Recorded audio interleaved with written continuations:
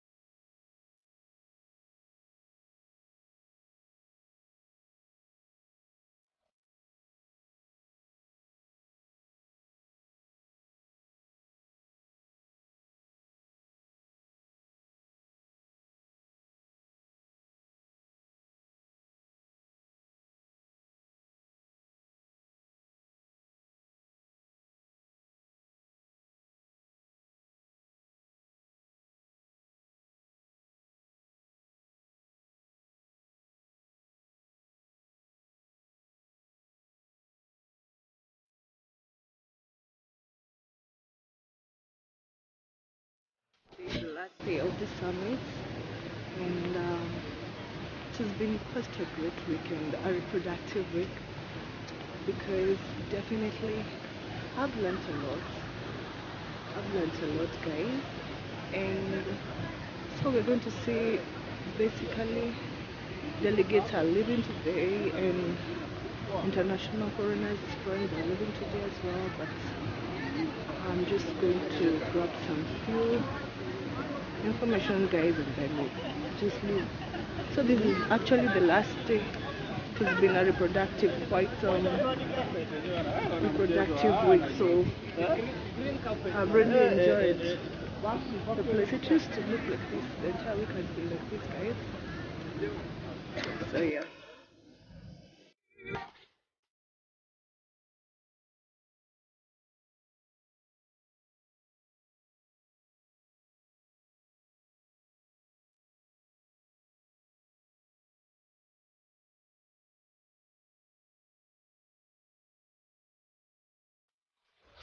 La jeunesse africaine. Il faut que la jeunesse africaine parte d'une seule voix. Mais ici, il y a un défi. Le défi, c'est qu'il nous faut parler dans un même contexte. Dans le contexte de nos pays, dans le contexte de nos réalités. Et avant d'entamer, je voudrais dire que nous jeunes, nous sommes l'avenir, nous sommes le présent, et nous devons être inclus dans tout processus. Et cette inclusion doit aussi prendre ceux qui sont dans les zones rurales, ceux qui sont dans les zones urbaines, ceux qui sont dans les communautés autochtones et partout. Voilà. Donc, à cet entendement, je dirais, je vais le reformuler selon notre contexte, qui est donc, la vraie thématique ici, c'est que, est-ce que le jeune, est-ce qu'on peut rendre les jeunes solides et plus stables pour pouvoir parler d'une seule voix? Et c'est ça la vraie question. Je dirais... Repeat the point again, kind of. Repeat your context a bit. Yeah, sure. I think that's my So interpreters are struggling, so they're blowing my earpiece. But all right. So my translation, my translator, she's now. I think that she Ok, je disais tantôt que nous devons parler de la consolidation dans un contexte local. Et c'est ça qui est le plus vrai sujet. Maintenant, ici, il est savoir comment est-ce que nous pouvons consolider nos voix pour parler. Et cette consolidation doit passer notamment par des tables d'échange. Je viens donc par là prendre l'exemple de 𝐼𝐾𝐒. 𝐼𝐾𝐒 aujourd'hui c'est un cas d'échange. Avec 𝐼𝐾𝐒, les jeunes peuvent s'exprimer, peuvent montrer leurs idées, peuvent mettre en place leurs innovations et porter ça. C'est vraiment ça la consolidation. Et toujours cette consolidation en fait, dans un contexte, doit passer par l'encouragement des jeunes à des postes de responsabilité. Nous jeunes, nous devons apprendre.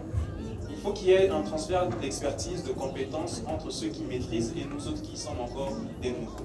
Et donc nous comprenons donc que s'il y a un cadre d'échange comme 𝐼𝐾𝐒, aujourd'hui les jeunes peuvent venir présenter leurs solutions, parler de leurs problèmes, parce que ce soit un problème du Congo, que ce soit un problème du Kenya, nos jeunes, nous vivons les mêmes réalités. C'est vrai que les contextes peuvent différer. Et donc c'est en ce moment que nous pouvons, à travers un cas d'échange, présenter nos avis. Donc, toujours dans le contexte de consolidation des idées, consolidation de voix, je voudrais prendre un point, si vous me permettez, parce que j'ai travaillé sur ça. Probably, let me pick it up from there. Consolidation of effort. Côte est de l'Afrique. Nous n'apparaissons pas sur la carte du globe et c'est très difficile de nous voir. Et nous vivons les impacts des changements climatiques chaque jour. Plusieurs localités au Comores sont fortement menacées par les érosions marines et les levées et les mangroves sont fortement menacées. Ce que je peux dire par rapport à la consolidation de la jeunesse africaine, je pense qu'il faudra créer une masse critique pour pouvoir impulser les changements dans nos communautés, mais aussi empowerer d'autres jeunes pour qu'ils puissent comprendre les enjeux spécifiques pour pouvoir lutter contre les changements climatiques en Afrique, mais aussi dans l'océan Indien, qui est fortement menacé par les changements climatiques. Et je sens dans la salle que presque il n'y a pas une personne qui vient des îles Maurice ou bien chez même Madagascar. C'est la raison pour laquelle je prends la parole pour signifier cela, que nous sommes fortement touchés par les changements climatiques et j'ai tendance à voir dans les discussions qu'on ne nous introduit pas, dans les discussions africaines, on a tendance à considérer que l'Afrique, c'est l'Afrique qui apparaît sur la carte du globe. Et pourtant, nous existons sur la carte d'Afrique, même si nous ne apparaissons pas directement. Donc, il faut prendre cela en compte. Et j'aimerais que les autres jeunes d'Afrique savent qu'il y a d'autres îles qui sont dans la côte est de l'Afrique et qu'ils prennent cela en compte et qu'ils portent notre voix même si nous ne sommes pas là. Parce que nous sommes fortement menacés. Ok, merci. What's your name? I'm from Comoros Islands. All right, Osama, right? Right. So, all right, thank you. Ne prennent pas plus en compte nos activités. Donc nous avons mis ça en place et donc nous invitons des jeunes à venir planter des arbres avec nous. Et donc en faisant cela, les autorités voient et ils se joignent à nous. Et donc aujourd'hui, l'un des mécanismes, c'est que nous devons mettre le pas. Aujourd'hui, nous devons créer des moyens d'échange. Par exemple, nous, dans notre ONG, dans notre pays, nous avons un incubateur interne. Nous travaillons sur des solutions technologiques pour lutter contre les changements climatiques. Et donc, ces solutions sont implémentées aussi en local, au même niveau. Et donc, c'est ce qui permet à ce que nous arrivions à le proposer. Et donc, je prendrai donc l'exemple d'une solution que nous on a mis pour protéger nos forêts, le drone ASO. Le drone ASO, c'est un drone et un système d'intelligence artificielle qui permet de cartographier. C'est même moi l'initiateur du projet, j'y travaille. Et c'est grâce à ça que j'ai eu accès à mon ministère, à mon ministre. Et donc c'est avec ce genre d'initiative. Donc je dirais que le plus grand centre, c'est l'échange. C'est l'échange. Une fois que les jeunes ont un centre d'échange, nous pouvons donc travailler et prendre ces solutions proposées. Donc c'est un peu comme ça. Je ne sais pas si j'ai bien compris votre question. All right. Thank you. Thank you, Eden, for that. You brought in technological solutions as probably an example of terms of what you're already doing on ground to mitigate climate change. Rex, aka Molopa from Lesotho, let me get back to you because I know you've been silent. You started us off. Thank you so much. So, in response to that question and also really trying to wrap up, I think the number of ways that we as African youth can consolidate our voices, 3 ways I can think of are: one, to have some form of a database of who's working in what spaces, because as much as we're all working in the climate space, there are also different themes that we're working on. And I think that will help us to reduce maybe like the double efforts in certain areas, but instead to work together. If somebody is already in the environmental education space, to collaborate with somebody else who's also working in the space, and just helping one another to strengthen our initiatives on the ground. So I think a setup of a database can help us to consolidate our efforts, our voice, and also when we're advocating, we know where are the gaps and we know what we are advocating for. And then secondly, it's through partnerships. That one is a given. Here in this room, working in this climate space, I believe that we can partner up, as I mentioned, collaborate our efforts in the initiatives that we're doing, and that's another way that we can consolidate our voices. And then the last one, I think, is through coming together, as I mentioned earlier, and doing regular check-ins as much as possible with each other, to say, as somebody mentioned here, holding one another accountable to some degree, to say how far are we, what are the goals we set for ourselves, and also synchronizing whatever position papers that we're working on. I know, for example, I worked a bit with the SADC Youth Forum, and I know that there was a position paper that came out of that was mostly for the Southern African region youth. And I know that other young people from West Africa are working on something, from East, from North. So it's important for us to also do these check-ins to bring together the position papers that we're working on, identifying the common areas, and also identifying the gaps and helping one another and strengthening our documents in order for us at the end of the day to really have that one unified and impactful voice where we're speaking for the same things when we get into spaces of decision making or at international platforms where we are given an opportunity to speak. So those are the 3 key ways that I feel like can enable us and help us to really consolidate our efforts and our voices, and ensuring that whatever it is that is on paper then is translated into action. And yeah, the accountability part and monitoring and evaluation part, I think, is also very important for us to check how far are we. And then one thing I want to add is that for us, by doing so, we'll also be laying a foundation for other younger youth to not start at zero as maybe we may have started, but to start at a higher level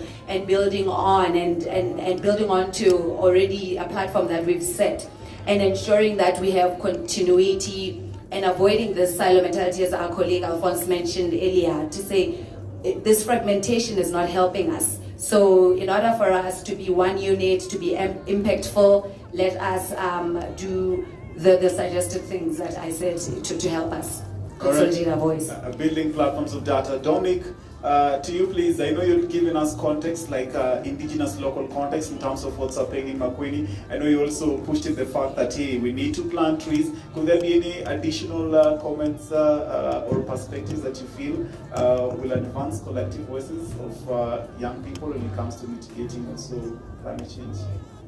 Yes, thank you very much. And to build on what is it Sama from Aussi, je pourrais dire que nous devons investir également dans l'éducation, comme je l'avais dit, car l'éducation est la base de tout. Le renforcement de capacités, que ce soit dans le domaine du financement, que ce soit dans le domaine des innovations et tout, nous avons besoin de renforcement de capacités. Et après ce renforcement de capacités-là, ces jeunes doivent être capables de mettre en action ce qu'ils ont appris lors de ces renforcements de capacités. Je vous remercie. Somewhere there from the panelist angle finishes up with the essence of capacity building, still such a powerful need that we need to incorporate to ensure that our wishes, our desires, and our collective approaches in terms of policy measures that we're driving across gets to be implemented. I'll want one person from the audience to close for us. Okay, let me give it to that gentleman there, Mr. Brand. So Brand probably making... Advisor and crew, and also Amivas. It's an impressive work done by the Climate Development Special Fund to build capacities of national and regional weather and climate centers. A demand-driven fund which support implementing activities as to generate and disseminate and use of reliable and high-quality climate information for development in Africa. CLIMDEV Special Fund, the investment arm of the program, has put 46 million euros to modernize Africa's climate and weather observation networks. As mentioned before, 𝐬𝐃𝐓, 𝐬𝐃𝐓, and in Douala, the Climate Application and Prediction Center of Central Africa to support and livestock and market data together so that decision support tools can be developed and can be used by policymakers to make data-driven decisions. And these are the things that we are looking for. And investments in this area would be beneficial for the country, and we really would like to team up. Communications and outreach to reach CIS to both policymakers and also implementers. This is great. You will be reaching policymakers and implementers, but we also wanted to reach by working with the implementers that you are actually working to end users, and such, last mile comes into question, and love to collaborate and work with you. And last but not least, the partnership aspect for efficient delivery as well as resource use efficiency. This is excellent. We congratulate you, and we'd love to continue to work with you as we have done in the past, and wish you all well. Thank you very much.